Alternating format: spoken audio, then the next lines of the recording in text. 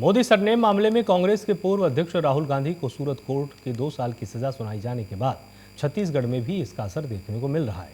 छत्तीसगढ़ में कांग्रेस पार्टी लगातार केंद्र सरकार पर हमलावर है। कांग्रेस ने शुक्रवार को रायपुर के गांधी मैदान में 1 दिवसीय सत्याग्रह किया। इसमें सीएम भूपेश बघेल और पीसीसी अध्यक्ष मोहन मरकाम, कई विधायक, नगर निगम महापौर एजाज ढेबर सहित कांग्रेस के कार्यकर्ता शामिल हुए। सत्याग्रह कर रहे कांग्रेसी नेताओं को जैसे ही पता चला कि राहुल गांधी की लोकसभा की सदस्यता रद्द कर दी गई, वैसे ही प्रदेश में केंद्र सरकार के खिलाफ कांग्रेस ने तीखी प्रतिक्रिया देनी शुरू कर दी। जनता पार्टी और केंद्र सरकार बेहद डरी हुई है और उसके डर का कारण आप सब जानते हैं कि राहुल जी की जिस प्रकार से पदयात्रा हुई, सफलतम पदयात्रा, ऐतिहासिक पदयात्रा, और उसके बाद जो हिडनबर्ग जो रिपोर्ट आया है और उसमें अडानी की संपत्ति आधे से भी कम रह गई है, इससे बेहद घबराए हुए हैं।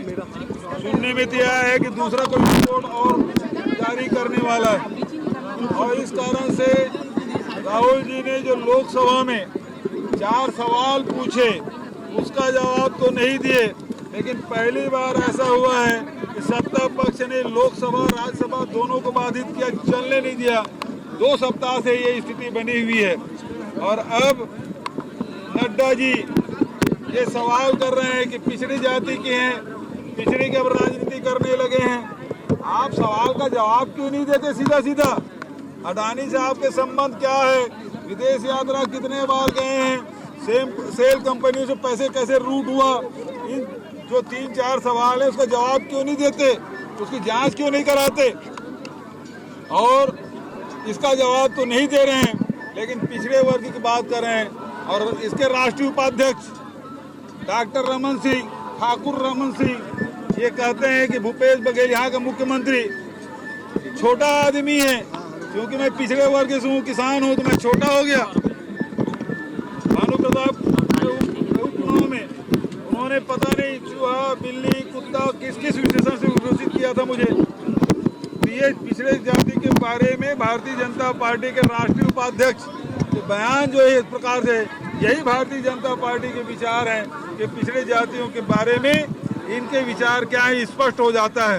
ये इधर उधर दाएं बाएं करने के बजाय सीधा सीधा बताए। अडानी के बारे में जो सवाल राहुल जी ने जो पूछा है उसका जवाब आना चाहिए। आज 5 बजे बैठा लेकिन बार-बार जो जांच एजेंसियों को भेजना या जिस तरह की कार्रवाई हो रही है, क्या कुल मिला के जवाब देने से भागने का ही है? देखिए, बस्तर के करणपुर में सीआरपीएफ के 84वें स्थापना दिवस समारोह का आयोजन किया जा रहा है। कार्यक्रम में केंद्रीय गृह मंत्री अमित शाह हिस्सा लेंगे।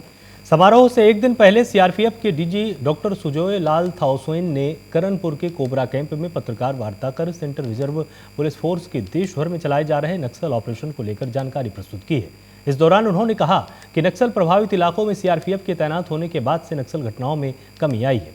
ओसेन ने इस दौरान बड़ा बयान देते हुए ये भी कह डाला कि स्थानीय पुलिस के साथ मिलकर नक्सलियों के बड़े लीडरों को टारगेट किया जाएगा। कोऑर्डिनेशन की कमी का जो आपने आरोप लगाया है वो बिल्कुल निराधार है। कोऑर्डिनेशन प्रत्येक मिनट पे होता है।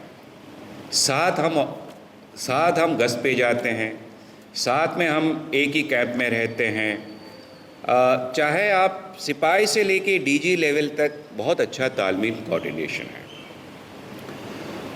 एक प्रश्न का आपका उत्तर। सिटी कोतवाली थाना क्षेत्र के बाजार पारा में मोटरसाइकिल से रखे 2 लाख रुपए का उठाईगिरी करने वाले आरोपी को पुलिस ने गिरफ्तार किया।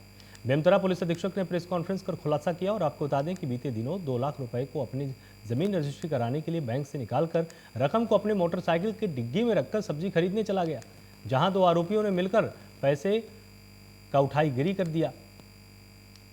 प्रार्थी ने बेमतरा थाना पहुंचकर रिपोर्ट दर्ज कराई है, जहां पुलिस ने दोनों आरोपियों को गिरफ्तार किया है। थाना एरिया में मार्केट से 2 लाख की उठाईगिरी का मामला रजिस्टर हुआ है, जिसमें एक व्यक्ति ने मोटरसाइकिल में 2 लाख रखा था, तो उस मोटरसाइकिल के कैरियर से 2 लाख 2 लोगों द्वारा उठाने की अपराध दर्ज हुआ है।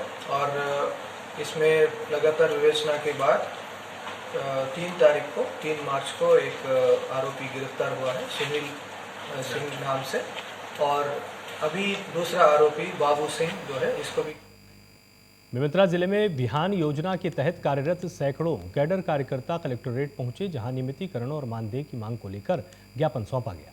बेमेतरा जिले के नवागढ़, साजा, बेरला, बेमेतरा चारों ब्लॉक के राष्ट्रीय ग्रामीण आजीविका मिशन के तहत कार्यरत कैडर कार्यकर्ता कलेक्टोरेट पहुंचे, जहां संघ के प्रांतीय आह्वान पर नियमितीकरण और मानदेय को लेकर प्रदेश स्तरीय अनिश्चितकालीन धरने पर जाने की सूचना देने को लेकर ज्ञापन सौंपा गया। मेरा नाम करुणा पाल है और मैं बैंक मित्र के रूप में कार्यरत हूँ। और हम लोगों का भी वर्तमान में जो मासिक है वो 2500 रुपये में है। हम सभी उसी में कार्य कर रहे हैं। और कई लोग दीदियाँ लोग ऐसे हैं जो 13 किलोमीटर 14 किलोमीटर जाते हैं। आधा पैसा तो उन लोग का उसी में खर्च हो जाता है, तो हाथ में क्या आता, कुछ भी नहीं आता हाथ में। प्लस बैंक का भी हम लोग काम करते हैं, आधे से ज़्यादा टारगेट पूरा करने में हम लोग उनकी हेल्प करते हैं। प्लस बैंक से भी हम लोगों को 1 रुपये कुछ भी मिलता नहीं है। इसलिए हम कलेक्टर महोदय से अपनी मांगे जो है वेतन बढ़ोतरी उसमें निवेदन करने के लिए आए हैं कि हम लोगों का जो मानदेय है उस पर विचार करे सरकार। सभी प्रकार के काम हम करते हैं। बिहान से जितने भी जुड़ी हुई महिलाएं हैं सभी अपना अपना कार्य कर रहे हैं। जो टारगेट दिए रहते हैं उसी के हिसाब से अपना काम करते हैं, पर जो काम करते हैं उसके हिसाब से किसी को पेमेंट नहीं दिया जाता। तो हम लोग का पेमेंट जो है बढ़ाया जाए, मानदेय बढ़ाया जाए और नियुक्ति का हम सभी का परमानेंट नियुक्तिकरण किया जाए। और यही बस निवेदन करना चाहूँगी। और कलेक्टर ऑफिस के बाहर हम लोग खड़े हैं, धरना कर रहे हैं। निवेदन है सरकार से कि देखें बिहान की महिलाएं क्या कर रही, कैसे कर रही हैं और क्या है उनकी मांग, उन पे विचार करें। साहू है, मैं ग्राम राका से हूँ। बिहान के चलते एनआरएन के तहत मैं बेरला ब्लॉक में काम करती हूँ, जिसमें 6 पंचायत देखती हूँ। मेरा वेतन 5000 है। तो हम लोग अपने तनख्वाह को लेकर परेशान हैं, बहुत कम है, जिसमें 6 पंचायत देखना पड़ता है और बहुत कम ही है, तो बढ़ाए। कलेक्टर सर से वही निवेदन है मेरा, इसलिए हम लोग कलेक्टर में आज धरना देंगे। कहाँ से लोग आए हुए हैं? हम लोग अभी बेमेतरा से, बेरला से, पूरे जिले से आए हुए हैं। तो कलेक्टर साहब का ज्ञापन दे चुके हैं। आंगनबाड़ी के कार्यकर्ता आए हुए थे, जो संविदा कर्मचारी हैं। इनके द्वारा जो शासन को मांग रखी गई कि इनकी नियमितीकरण और अन्य जो भत्ताएं वगैरह देने के संबंध में शासन स्तर के लंबित हैं, इसको हम लोग शासन को भेजेंगे और वहाँ से कार्रवाई होगी। सर, डीसी कार्यालय के अंदर जो है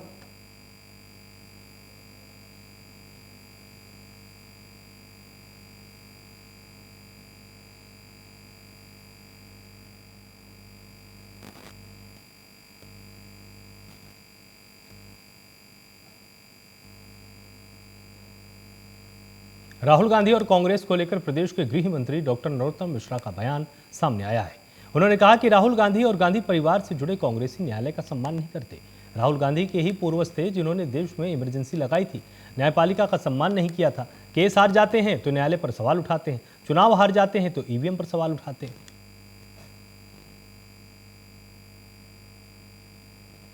ये कांग्रेस का स्वभाव नहीं है न्यायालय का सम्मान करना, इसलिए प्रोपेगेंडा खड़ा करने की और विषयांतर की कोशिश की जा रही है। कांग्रेस हमेशा से ही न्यायपालिका पे अगर केस हार जाते हैं तो सवाल उठाते हैं, चुनाव हार जाए तो ईवीएम पे सवाल उठाते हैं, ये सेना पे सवाल उठाते हैं, ये सर्जिकल स्ट्राइक, एयर स्ट्राइक पे सवाल उठाते हैं, ये टुकड़े टुकड़े गैंग का समर्थन करते हैं, ये सीताराम पर सवाल उठाते हैं, ये हिंदू और हिंदुत्व पर सवाल उठाते हैं। और यही कारण है कि 7 बार से जमानत पे है, 7 केसों में राहुल गांधी 3 बार माफ़ी मांगी। ये विषयांतर करने की अब जो कांग्रेस में कोशिश की जा रही है ना, ये गलत है।